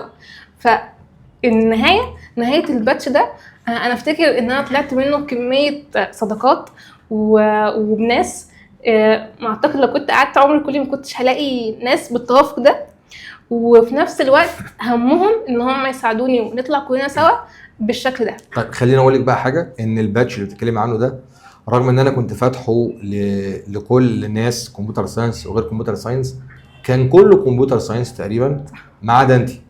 بس اللي فرق معاكي وفادك هو ان انت كنت واخده الكورس اللي قلنا عليه الاولاني خالص. فلما اخدت الكورس كله بالشكل الجديد اللي هو فيه الفاندامنتالز والشبكات وكده، فانت لم تعاني، انت امورك مشيت كويس جدا. انا بقيت اصلا فاهمه يعني بعض الامور كانت الغاز بالنسبه لي، ما بقتش قادره افهم ايه علاقه تيم مثلا التي بي اي بالتيم النتورك. هنا بقى هتقابلوا فين؟ هنا نجاح تاني انا زرعته في ايه وكنت مبسوط جدا بيه، ان انت رغم انك مش خريجه كمبيوتر ساينس، انت كان ليكي في يوم من الايام اياد التعليم او اضافه المعلومه للناس اللي هم زمايلك بس خريجين كمبيوتر ساينس. ممكن يكونوا هم بعد ما خدوا منك المعلومه كانوا احسن حظا في ان هم يلاقوا فرصه عمل بسرعه بالمناسبه.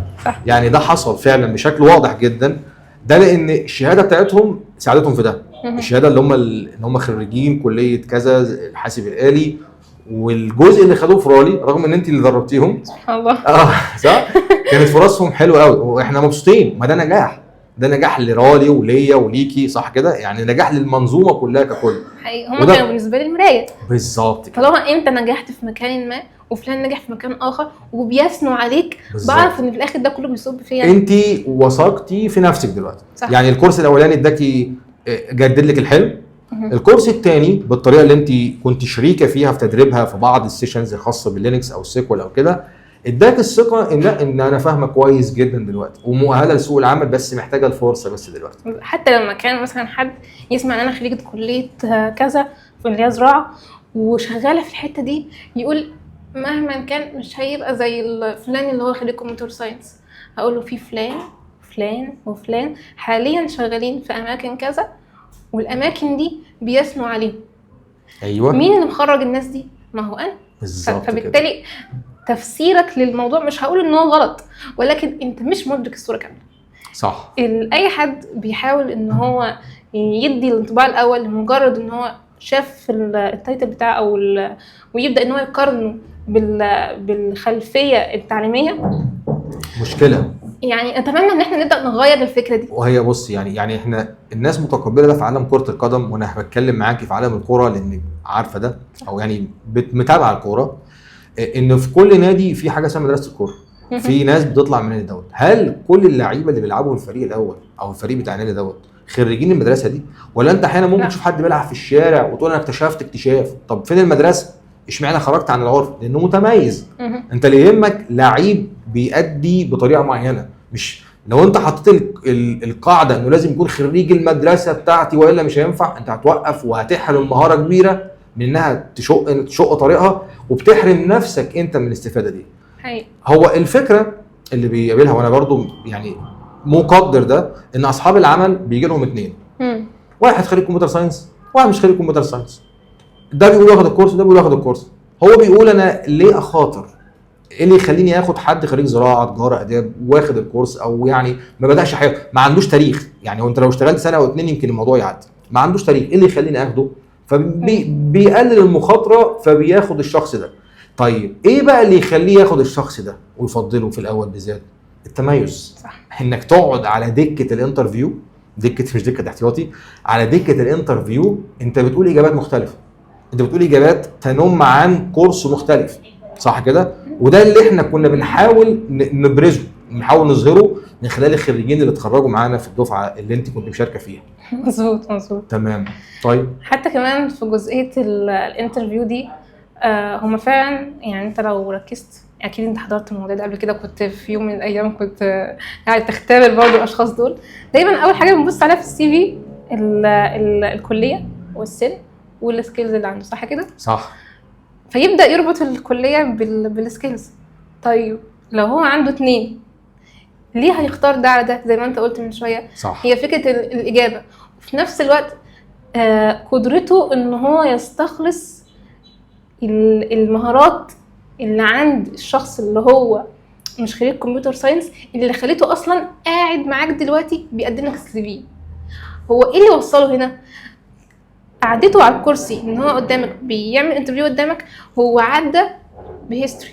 الهيستوري ده ممكن يكون قابل صعوبات، وممكن يكون كمان يعني بيهزر، يعني ممكن يكون كده، ممكن ما يكونش بيجرب. جاد، ممكن يكون داخل الكورس عادي ذاكر سيلف ستادي بطريقه معينه. بالظبط. صح. فهو لو قدر ان هو يكتشف الهيستوري ده صح ويتاكد منه، دي لوحدها ممكن تخليه ياخد كوادر صح. ما كانش مستوعب ان يتحقق له الانتاج ده او النجاح ده في الشغل، وكان ممكن بقى يفضل يقول ده انا لو كنت رفضته عشان خاطر الشهاده كان زماني خسرت فلان الفلاني. بالظبط كده، هو بيخاف ياخد المخاطره، وده اللي بيخليه ياخد واحد ممكن يكون 80% شاطر وما ياخدش واحد 90% شاطر، لخوفه ان الشهاده هتفرق بعد كده. يبدا يعرف امتى؟ لما يلاقيه نجح في مكان ما.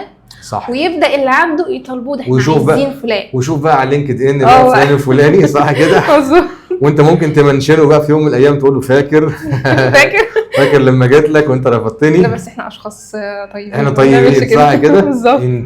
انت حد شاطر، ورحلتك بعد تدريب المجموعه في الباتش اللي انت كنت فيه، ويعتبر انت كنت طالبه ومتدربه، فكان الاعتماديه عليكي كمتدربه وانت اصلا قاعده تتعلمي، دي ادتك الثقه اللي انت عايزاها، وشفتي نجاح دوت في اقل من 3 شهور. كان تقريبا معظم زمايلك ما كانش كلهم شافوا فرص عمل واشتغلوا بالفعل. بالظبط. طيب بعد كده بقى جت الباتش الرابع. خدت الثقه بقى خلاص. يعني بقينا بنعرف نشرح كويس، الناس بتثني علينا. حبيت الجزئيه اصلا التدريب، وبدات ان انا الاقي نفسي فيه، اللي هو اصلا انت فكره ان في شخص بيطلع انت يعني نتيجه تعبك وسهرك وانت بتشرح له، وفي الاخر تلاقيه ان هو اشتغل في مكان ما، دي لوحدها شعور لا يوصف الصراحه يعني. فلما جت بعد كده الباتش الرابع، ما بقتش انت اللي بتورطني، انا اللي بورط نفسي. انا عايزه اكون في الحته دي بالظبط. فبدات ان انا اخد معاهم الرحله واتابع معاهم البروسيس من اول اي تي اف بقى، يعني من اول بدايه خالص. لا من قبل الاي تي اف، انت ناسيه تصفيه من اول الانترفيو. صح، من اول التصفيه، المقابلات نفسها الشخصيه. انا كنت بخليكي انت تتكلمي ساعات وما بقاش معاكي، وساعات كنت بقى معاكي وعامل ميوت. وافتكر لحظه التصفيه دي كانت مرحله مهمه جدا، كانت هي الاساس في باقي اصلا ال6 أو ال7 شهور اللي هيكملوا بعد كده. بالظبط. عشان كده احنا كنا مهتمين بيها قوي، مهتمين بيها. ودلوقتي انا بقى معايا شريك اقدر اثق فيه في التجربه. انا قبل كده كنت لوحدي، فاهم انت عايز ايه بالظبط. دلوقتي بقى معايا ايه، فاهمه انا عايزه ايه. لا في كواليس كتيره جدا تستحق انها تذكر، لكن المرحله دي بالذات وهي مرحله تصفيه الناس واستقبالهم، كنا متفقين على الكرايتيريا اللي احنا هنختار بيها، واسال الاشخاص اسئله معينه، وكنت ساعات بدخل اسال بعض الناس، لكن العدد كان كبير. المره دي احنا خدنا الثقه، ناس موجودين على ارض الواقع، اعلنا عن رالي على اللينكد ان في رالي بتقدم كذا ودبلومه وشهاده. الموضوع خد انتشار كبير جدا، خد انتشار كبير يعني. احنا حتى العدد اللي قابلناه ساعتها في المرحله كان كبير دي جدا في المره الاولانيه، كان كبير جدا، وصفناهم ل40 تقريبا. يعني بعد ما اقنعنا الباقيين الفلتره بقى اللي هو يا ابني لا انت مش هتنفع، اختبار. انا فاكره الموضوع ده بالظبط. واحد يقول لي اصل انا فاضل لي شهرين واتجوز وعاوز اخد اي حاجه، اقول له احنا عندنا 7 شهور، روح يا ابني رتب حاجاتك، رتب حياتك، شوف خطوبتك والجو كده. واحد يقول لي انا بس عندي شغل هشتغل بعد شهرين وعايز اخد اي حته. ما كانش فيه كده. انا كنت عايز انجح الموضوع بالموديل الكبير بقى. هاخد شباب من الزيرو حرفيا، هيبداوا معايا الرحله المنظمه تماما، وصلت لمرحله النضج، نفسهم طويل معايا بالظبط، وعاوزهم يكون نفسهم طويل عشان ننجح كلنا. الموضوع لازم يتم بالشكل ده. الباتش ده كان هو الباتش اللي كبر الحلم اكتر وخلاني لا انا هدي لكل الفرصه. الموضوع عندي مش فارق معايا حتى يكون طالب، على فكره لو في طالب مجد وشاطر قوي ويقدر يوازن بين دراسته وما بين التراك اللي معانا، يا اهلا بيه. ففتحنا المجال. المهم ان يكون جاد جدا. دي هنعرفها ازاي بقى؟ انترفيو. من الانترفيو طبعا اولا، والتصفيه اللي بعدها اللي هي بنحاول ان احنا نغلبه. هو على فكره انت عارفه المستفز يا ايه، ان انا بقول له كده، بقول له انا كنت يعني واضح جدا، شفاف تماما. صح. بقول له احنا مش مصدقين الموضوع ده، مش مصدقين. بقول له احنا هناخد شهر هزهقك فيه عشان تزهق وتمشي، هديك فيه كذا وكذا وكذا هتذاكر. انا ما بزهقش، انا بطل، انا جامد. طب اتفضل. بعد يومين 3 4 والله اصل انا عندي ظروف. ما هو انت مش بتقول لي انا مش قد الموضوع لفظا، انت بتعتذر بطريقه تانية. انت ما جيتش اصلا، كان عندك فرح، كان عندك مصيف، كان عندك اللي عندك، كان عندك كورس تاني، نمت راح عليك نوم، انا اعمل لك ايه؟ انت بتقع كده. فكان فوق الثانيه فوق الثالثه، لقيت ان هو اصلا ده ان هو الموضوع ضغط عليه، بدأ ان هو ينسحب واحده ورا الثانيه. وهو ده اللي احنا كنا عايزينه، صح، نكتشف الناس دي من بدري فنطلعه عشان ندي التركيز للناس اللي هي مكمله. حتى انا افتكر كنا وصلنا من عدد 40 لعدد تقريبا 15 واحد. أيوة. او في الرينج ده بعد التصفيه بالظبط. بعد التصفيه خلاص يعني الناس اللي كل اللي كان جاي تهزر او كل اللي كانت جايبه شايفه انها فرصه قدامها، ما كانتش عامله حساب ان احنا فعلا كان جد احنا فعلا هناخد الفتره دي. ايوه ناخد الفتره دي بجد. الفتره اللي قلنا في اليوم هتركزها هتخصصها للكورس، اللي هي مثلا وليكن 5 ساعات في اليوم 4 ساعات في اليوم. بالظبط كده. الفتره دي احنا بنتكلم جد، تدينا الوقت ده، تدينا وقتك. كان هو ده الديل اصلا، انت تدينا وقتك نديك في الاخر اديني 6 ساعات في اليوم وانا هخليك حد شاطر جدا. كله كان بيقول ايوه انا بقدر اعمل ده، وهم طبعا مش هقول كدابين بس هم لازم يقولوا كده. دي الاجابه النموذجيه، مش مدركين. دي الاجابه النموذجيه، مدركين الموضوع ان ابعاده فعلا كده. طب يا باشمهندس، طب ممكن جمعه وسبت اجازه؟ مفيش الكلام ده. كل يوم 6 ساعات. عذرك الوحيد او ان انا ممكن اقبله لك انك في يوم لو اديتنا 4 تاني يوم تديني 8. انا عاوز منك 6 ساعات في اليوم، المهم تخلص التاسكات اللي عندك بالظبط كده مع زمايلك. بالظبط. فده اللي حصل فعلا فتره التصفيه. وبعدين دخلنا بعد كده في الكورسات بنفس الترتيب اللي احنا قلناه. وهنا كان الموضوع خد شكل احلى بقى، انت خلاص ان انا بقى كمان حبيت اخلي الشباب يكملوا، يحسوا بمايلستون، انجازات جزئيه. عملنا موضوع السيرتيفيكتس، الشهادات، صح كده؟ كورس ايوه في شهاده خلص دي، خد سيرتيفيكتس عشان يحسوا انه انجز خطوه 1 خطوه 2. الموضوع مش 3 شهور، شايف ان في تقدم. صح بالظبط كده.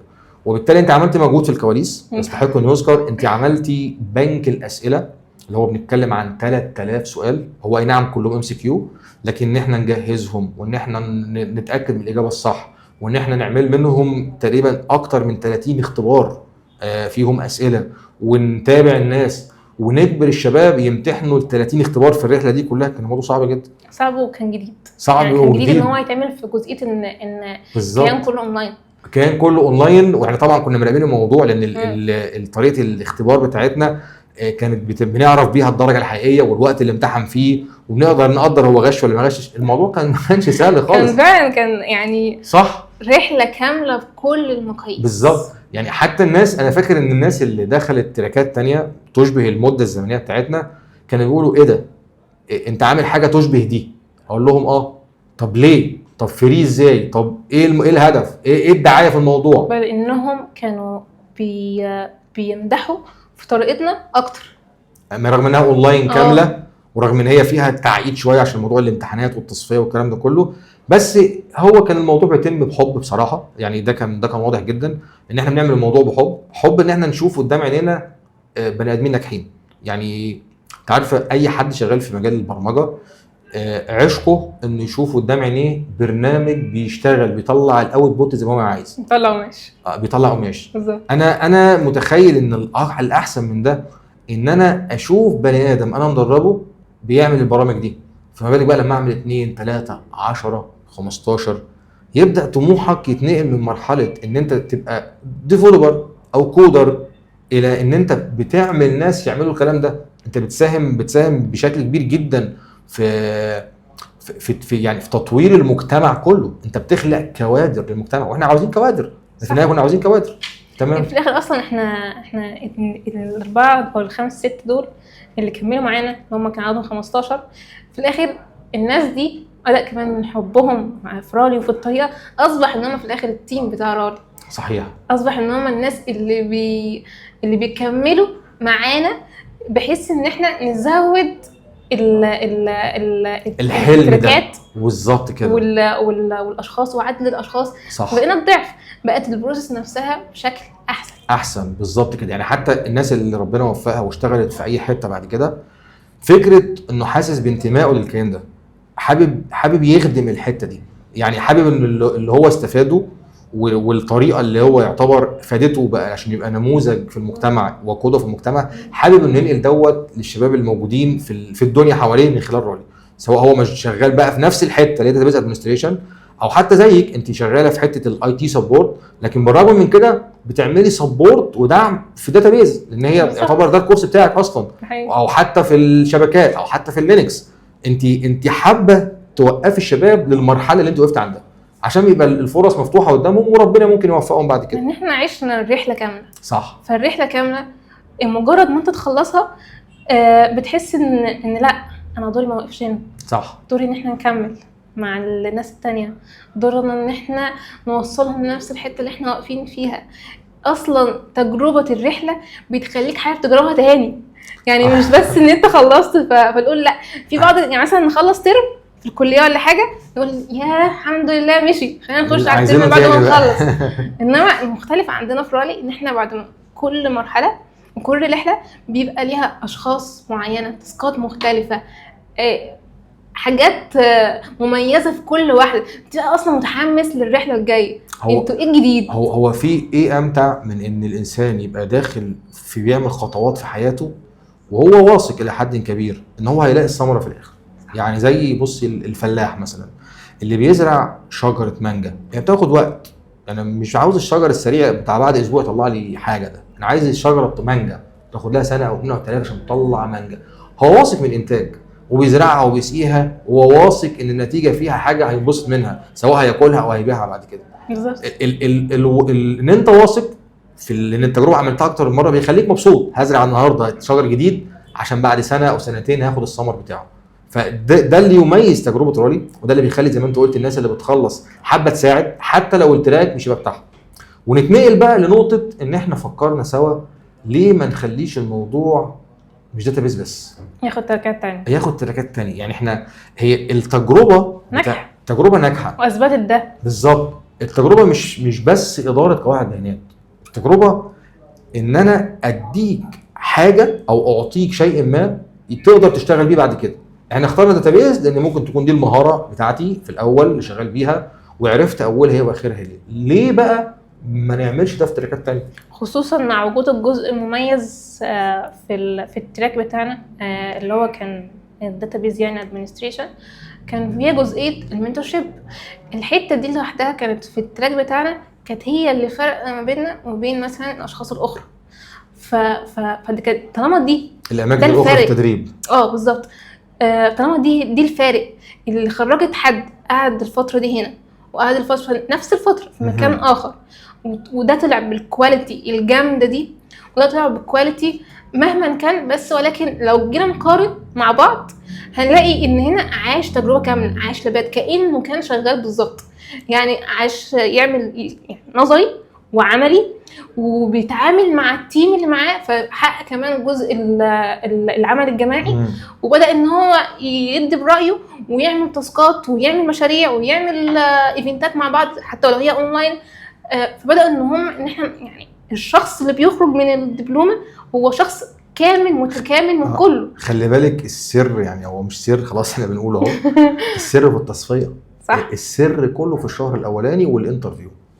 احنا بناخد راحتنا قوي الفتره ديت عشان ما نوصلش معانا حد يتعبنا، لان انا مجرب. يعني انا اذا ما كنت انت حتى كايه جيتي مثلا في مرحله من المراحل، لا انا عارف ان مشكله الناس اللي تقطع معاها شوط من الاشواط وتبقى يعني تديهم حاجه كويسه ويجوا في النص يمشوا، انت مش بتبقاش مبسوط. يعني انت تيجي في نص الكود كده، عارف لما يكون ناقص لك تقفل القوس وتشوف النتيجه بتاعتك، او تحط سيمي كولون وتدوس انتر تشوف الكود بتاعك عمل حاجه، وتلاقي واحد يقول لك ايه يلا نمشي. لا انا طب اديني اشوف الاول بوت بتاعي. ما بيحصلش. يعني حتى لو مش هتشتغل مدير قواعد بيانات، بس خليني اخلص التراك بتاعي معاك وروح مكان تاني. فالفكره كلها في الفلتره اللي بتتم في الاول. في الفلتره جزئيه المتابعه خلال الكورس. بالظبط، إحنا- خلوها سهله، صح، خلوها سهله، هو بقى سهله. فاهم وحتى المقدر لو ده. انت اصلا كان في جواك نيه ان انت ممكن تضعف في النص، بتبص حواليك تلاقي ان التيم اللي معاك اصلا بيقولك لا كمل بالظبط كمل. كده. والمتابعه دي التشجيع. نفسها انت كنت تتكسف تقول ده انا مش هعمل التاسك دي النهارده وهخليها لبكره، كنت بتتكسف تقول كده، بل انت بتعملها بدافع تاني، وهو ان انا ما ينفعش اظهر ضعفي او ان انا يعني انا كويس بقى لي شهر شهرين هاجي تمام. فالمتابعه دي كانت دايما كانت هي السر ان الاشخاص مكملين في نفس الثبات. فاحنا حتى لما جينا نجرب نفس التركيبه دي كده مع التركات التانية نجحنا فيها برضو، لان احنا استخدمنا نفس العاملين، وهو مرحله التصفيه وهي مرحله، وكمان مرحله اضافيه اللي هي مرحله ايه، المتابعه، الكوتشنج. ايه، انا معاك، انا مش شخص جاي اوقعك ولا جاي ان انا احاسبك واحده بواحده، انا جاي اخد بايدك ونكمل سوا. حتى لو انت وقعت قول لي انت واقع فين وانا هكتشف ده، حتى لو انت ما قلتش انا هكتشف، ونبدا ان احنا نديك الحاجات اللي هي ناقصاك. حتى لو انا ايه مش مجالي، بس اوريدي احنا خلاص احنا عارفين معانا الانستراكتورز بيحددوا لنا الحاجات دي. عارفه اكتر حاجه بتضحكني من الشباب اللي هم ايه خاضوا معانا فتره، يجي يقول لي يا باشمهندس انا مش هحضر مثلا. هو دلوقتي ما بيقولش يقول لي انا، لان انا بشرف على الموضوع بشكل معين، بس بيطلب من الاداره او بيطلب من تيم رالي ان هو بس هيغيب يومين 3 4 وهيسمع المحاضرات المسجله بس. طب مسجله ايه؟ استفدت انت ايه؟ ما هي موجوده على النت من ناس تانيين ويمكن بيشرحوا احسن من الانستراكتورز اللي عندنا.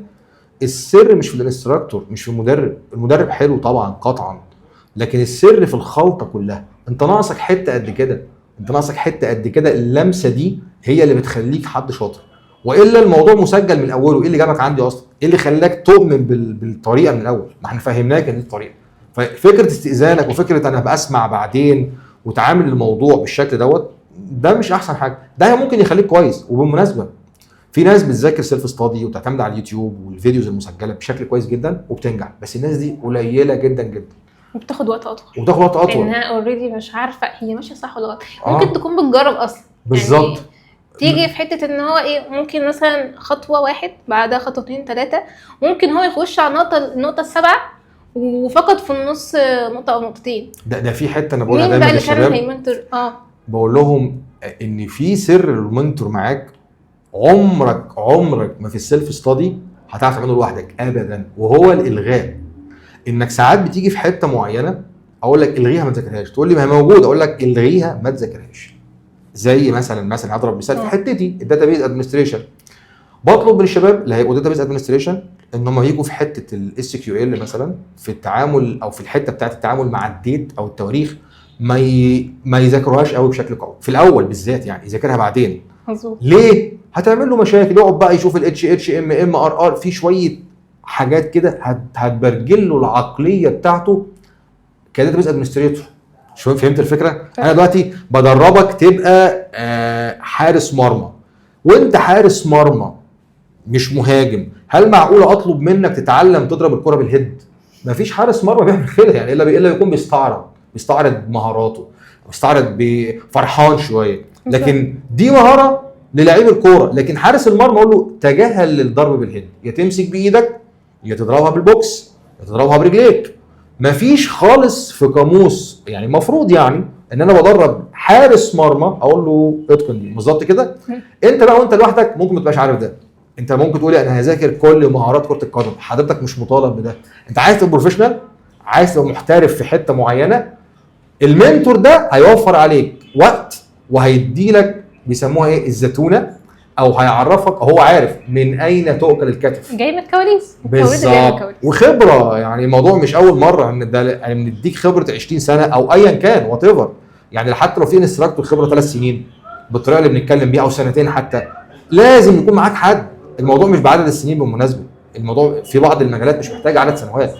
الموضوع بقدره الشخص ده على الاقل مره او اتنين انه درس وعرف عقليه المتدربين وعرف وهو جالك من الشغل الحقيقي، فهو عارف ان الحته دي لواحد جديد مهمه، الحته دي ممكن تتاجل.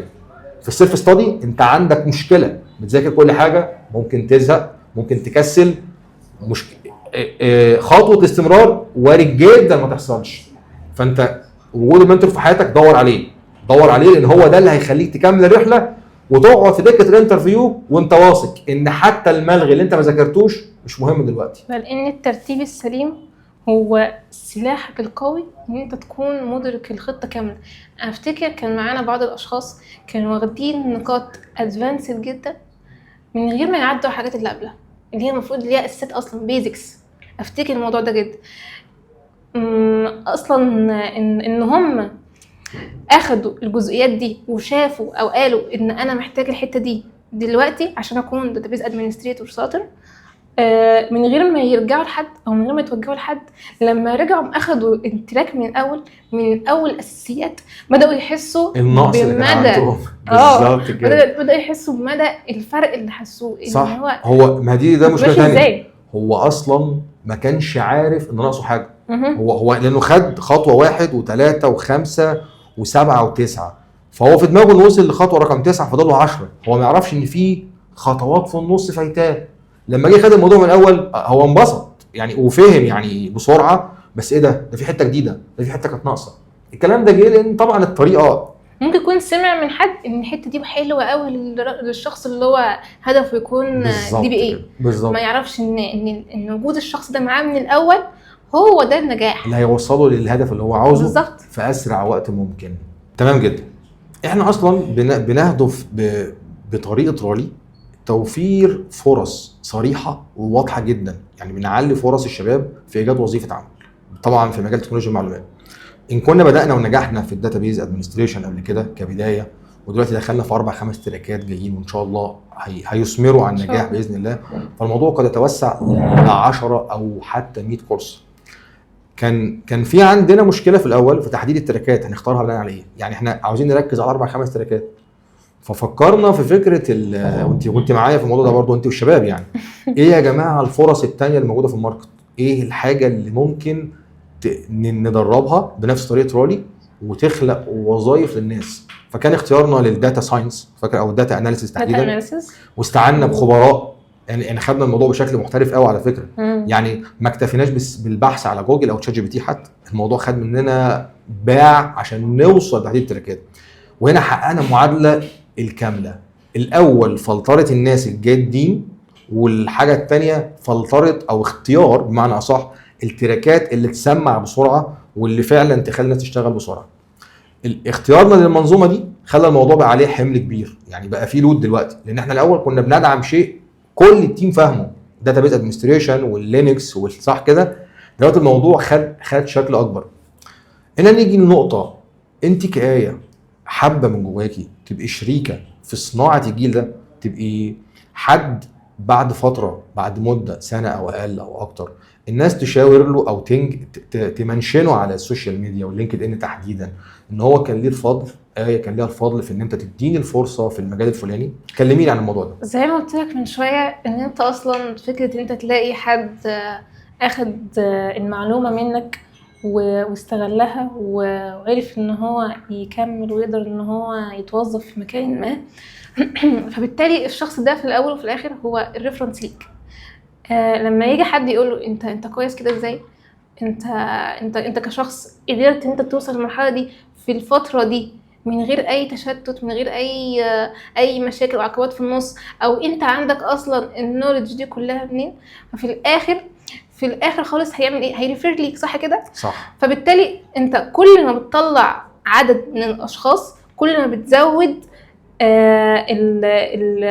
زي ما تقول كده فرص النجاح. ممكن فرص النجاح، وفي نفس الوقت بتحقق بتثبت نجاح الموديل، بتثبت نجاح النموذج ده. بالظبط. وانت بتنتشر اكتر. يعني مثلا حد يكون شغال هنا، حد شغال في مكان، حد شغال بره، وتنوع المجالات وتنوع الاماكن بينشر الفكره وبيؤدي للحلم الكبير بقى. بالظبط. تسمعي عن بنجلور طبعا. بنجلور المدينه اللي في الهند اللي فيها عدد من الناس اللي هم متخصصين في عالم الاي تي. أيوة. كل حاجه صح بالظبط كده. كلمينا عنها لو تعرفي عنها ايه او تصورك عنها ايه. يعني اتكلمت عنها كتير قبل كده. بنجلور الحلم الكبير، المدينه اللي هي في الهند اللي انت عايز تطبقها عندنا في مصر. تمام. المدينه دي هي مدينه في الهند. المدينه دي كان فيها واحد حب ان هو يغير شكل المدينه انها تكون كل الناس اللي فيها متخصصين في عالم الاي تي. فتبدا الشركات اللي بره تكون محتاجه اي سوفت وير، عايزه تبني شركه، ما بتلاقيش غير مكان واحد ليها هو بنجلور. انها مدركه انها هتلاقي فيها كل التخصصات وكل الخدمات اللي تخليه ينجح بالفكره بتاعته او الشركه بتاعته. فحلمك ان انت عايز تبني المدينه دي وتعمل شبهها عندنا في مصر وتخرج الكوادر اللي تفيد سوق العمل بالطريقه اللي تليق بينا، خلتني انا كمان اركز في الحلم ده، اللي هو ليه ما نعملش كده.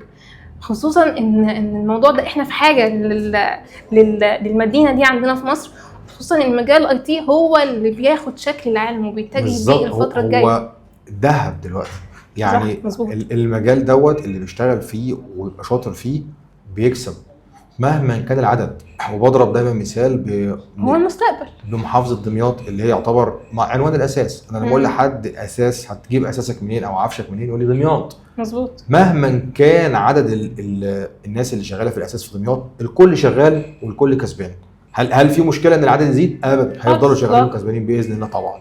طيب بنجلور عامله نفس الموديل ده، نفس النموذج ده، بس في الاي تي. خد منهم وقت بالمناسبه، يعني الموضوع ما جاش في يوم وليله، صح، سنين. بس بقى خلى العالم كله انا عاوز شركه، مش عاوز بقى فريلانس. وهنا ده موديل احسن، عاوز شركه تعمل لي الحاجه الفلانيه واعتمد عليها 24/7. بنجلور طبعا فرق العمله فارق كتير جدا. مظبوط. ليه بقى ما بقاش عندنا في مصر حاجه زي كده؟ خصوصا ان احنا عندنا الكوادر اللي تاهلنا لكده جدا، والاشخاص نفسهم. يعني الناس هنا عندهم الدافع ان هم اساسا يبقوا حاجه. بقاش اصلا فكره زمان ان كل التخصصات تبقى طب وصيدله وهندسه، اختلفت تماما. بقى كله مدرك فكره ان العالم كله بيتجه لحته الاي تي، فبقى كله مركز في الحته. كليات الذكاء الصناعي وكليات الحاسب الآلي انتشرت جدا، والتراكات والكورسات، والكل بيلاقي فرص عمل. بس طبعا احنا بنتكلم عن المتميزين. مفيش متميز ابدا قاعد في البيت ما بيشوف. الموضوع كله انك تبقى متميز في ظل المنافسه الشرسه اللي احنا فيها. مش بننافس بعض جوه مصر بالمناسبه ولا في الوطن العربي، احنا بننافس العالم. احنا بننافس الهند وبننافس الصين وبننافس امريكا وبننافس اوروبا. الناس دي ما بتقفش، احنا لازم نكون احنا كمان نقدم اللي ينافس. لازم نعمل حاجه منافسه. بالظبط كده. يعني لما يجي مثلا، احنا مش لازم نعمل المدينه بالشكل الكلاسيكي اللي عملته بنجلور، لان هم خدوا وقت في ظل عدم وجود انترنت. اصلا المدينه خدت وقت على ما كبرت ووصلت للمرحله اللي هي فيها. لا، الموضوع ممكن ياخد شكل احسن، اسهل دلوقتي. مثلا 100 غمر مثلا يبقوا شطار في الفلاتر، مثلا بنها شطار في اليو اي يو اكس، محافظه كذا، مدينه كذا، لحد ما عندنا تجمعات حقيقيه، ناس تعرف بعضها كبيره قوي، كتيره قوي ويعملوا نماذج صغيره، شركات صغيره، حتى شركات وهميه ملهاش مكان في الحاجه الفلانيه، ويسوقوا نفسهم على هذا الاساس. هنا المكسب هيكون افضل، لان الثقه هتكون في التيمز او في الكيانات دي افضل من الكيانات في الاشخاص.